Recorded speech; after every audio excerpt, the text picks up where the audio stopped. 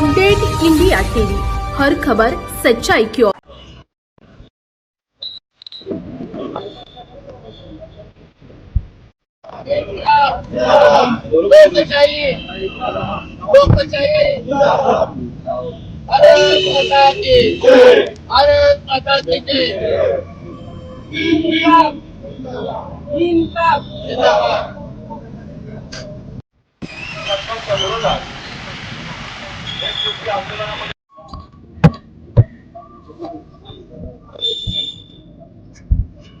ईश्वरपूर येथे सोनम वांगचुक यांच्या आंदोलनाला पाठिंबा, धरणे आंदोलन व स्वाक्षरी मोहीम।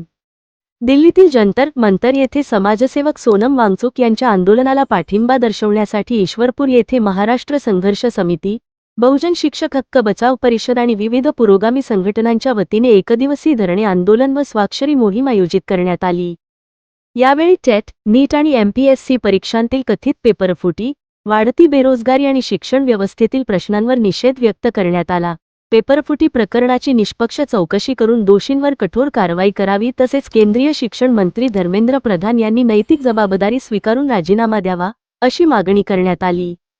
याचबरोबर आंदोलनादरम्यान काही आंदोलकांनी पंतप्रधान नरेंद्र मोदी यांनीही नैतिक जबाबदारी स्वीकारून राजीनामा द्यावा, अशी मागणी करत घोषणाबाजी केली। आंदोलनस्थळी आयोजित स्वाक्षरी मोहिमेला तरुण, महिला, ज्येष्ठ नागरिक आणि विद्यार्थ्यांचा उत्स्फूर्त प्रतिसाद मिळाला। आंदोलकांनी हातात विविध आशयाचे फलक घेत इन्कलाब जिंदाबाद, लोकशाही, संविधान जिंदाबाद अशा घोषणांनी परिसर दणाणून सोडला। तसेच पेपरफुटी प्रकरणातील सूत्रधारांवर कठोर कारवाई करण्याची मागणीही यावेळी करण्यात आली। महागाई, बेरोजगारी आणि घोटाळ्यानं व्यापलेला आहे। अशा वेळी प्रचंड वादळ तयार होत असताना दिल्लीमध्ये सोनम वांगचुक यांना जी वागणूक दिली, खरं तर लोकशाहीमध्ये उपोषण हे फार महत्वाचं आहे साधन। या देशामध्ये संविधानानं देश चालतो हे केवळ या सत्ताधाऱ्यांना माहित नाही आणि म्हणूनच 1-2 गुजराती देश विकायला लागलेत आणि 2 गुजराती देश घ्यायला लागलेत। याच्या पलीकडे यांच्या डोळ्यावरली सत्तेची धुंदी आणि मस्ती उतरत नाही आणि त्याचाच परिपाक म्हणून त्यांनी याचे अघोरी कृत्य केलेले। वास्तविक पाहता शिक्षण हा देशाचा मूलभूत पाया आहे। महाराष्ट्रामध्ये जर फुले शाहू आंबेडकरांची परंपरा आहे, या परंपरेतून अनेक माणसं निर्माण झाली आणि या माणुसकीच्या याच्यातूनच हे मोठं चित्र निर्माण केलेलं, याच्यावरती यांनी बेसूरपणे आणि अन्याय अत्याचार करून जे चालवलंय त्याचा निषेध म्हणून आज आम्ही तालुक्याच्या वतीनं सगळे तरुण मंडळी आणि ज्येष्ठ मंडळी आणि मनानं आणि शरीरानं तरुण असणारे सगळेजण या भ्याड कृत्याचा निषेध करण्यासाठी या ठिकाणी आलो आहोत। केवळ निषेधच नाही तर या पुढच्या काळात सरकारला त्या सरकारला त्याचा हे किंमत मोजावी लागेल। कारण आजचा तरुण बेरोजगार MSc, MCom, PhD, net set हे सगळे अगदी अशा अवस्थेत आहेत की आई भीक मागून देणं, बाप जीवन देऊन अशा अवस्थेमध्ये ही व्यवस्था चाललेली आहे। एका बाजूला शेतकऱ्यांच्या आत्महत्या, रोज 7-8 शेतकऱ्यांच्या आत्महत्या होत्यात।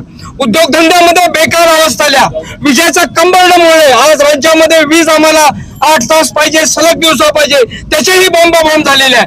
परंतु हे सरकार केवळ सत्ता आणि सत्तेतून पैशातून मस्ती असं करून आमदार खासदार विकत घ्यायचे आणि लोकशाहीला तुडवायचं जर हे तुम्ही नाही थांबवलं तर नजीकच्या काळात त्यांना त्याची किंमत मोजावी लागेल। नव्हे तर हा सगळा तरुण आमचा लोकशाही मार्गाने आंदोलन करून त्यांची जागा जाऊन त्यांची धुळदाण केल्याशिवाय राहणार नाही, एवढा इशारा या निमित्तानं देतो। काफी आहे। इन्कलाब जिंदाबाद, इन्कलाब जिंदाबाद, लोकशाही संविधान जिंदाबाद, लोकशाही संविधान जिंदाबाद, संविधान जिंदाबाद, लोकशाही जिंदाबाद। अरे या सरकारचं करायचं काय?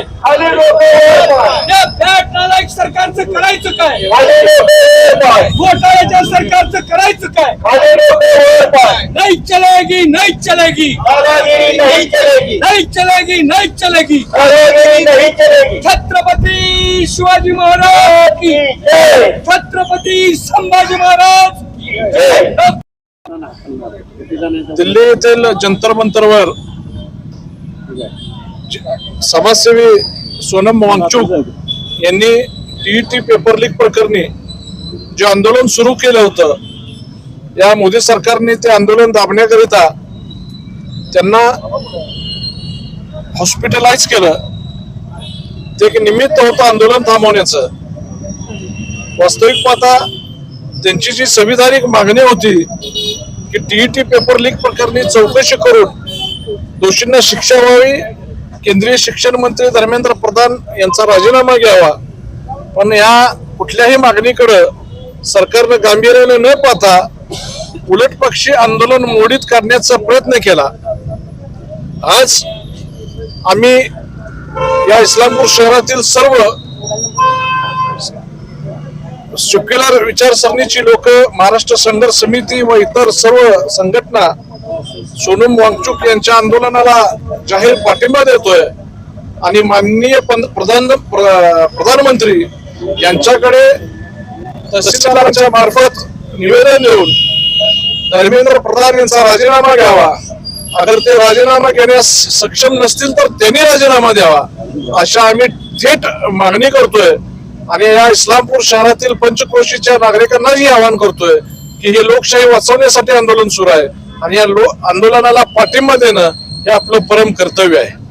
धन्यवाद.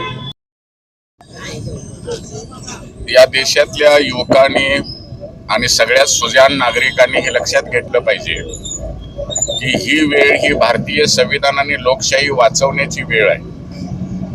माणसांना सन्मानानं जगण्याचा हक्क आणि सामाजिक न्यायाचं तत्व संविधानानं दिलं, पण हे संविधान ज्यांना मान्य नाही अशा लोकांना सत्ता दिलेली असल्यामुळं त्यांनी संपूर्ण शिक्षण व्यवस्थेचंच वाटोळं केलेलं आहे.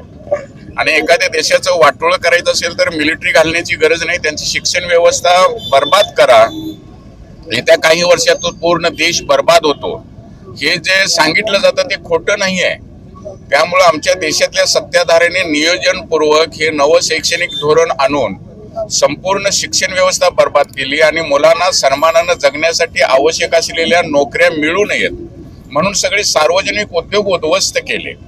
मग जर मुलं शिकणार असतील आणि नोकऱ्या देता येणार नसतील तर मग परीक्षा पद्धतीच बर्बाद करायची, म्हणून मग सगळे पेपर नियोजनपूर्वक फोडले जातात, फुटवले जातात आणि जे पेपर फोडी करतात त्यांच्यावर कुठल्याही प्रकारची कारवाई न करता त्यांना प्रोत्साहन दिलं जातं. ही सगळी शिक्षण व्यवस्था आणि राज्य व्यवस्था बदलल्याशिवाय सन्मानानं जगण्याचा मार्ग भारतीय तरुणांना मिळणार नाही. त्यामुळे आता जे तरुण लढायला लागलेले आहेत या व्यवस्थेच्या विरोधात, राज्यकर्त्यांच्या विरोधात, त्यांनी आपलं लढणं हे पूर्ण स्वातंत्र्य मिळेपर्यंत आणि नवी व्यवस्था निर्माण होईपर्यंत कायम ठेवायला पाहिजे. जर आपण हारलो तर आपली जनावरं करायला हे राज्यकर्ते थांबणार नाहीत. हे गांभीर्य लक्षात घेऊन सगळेजण मिळून लढूया.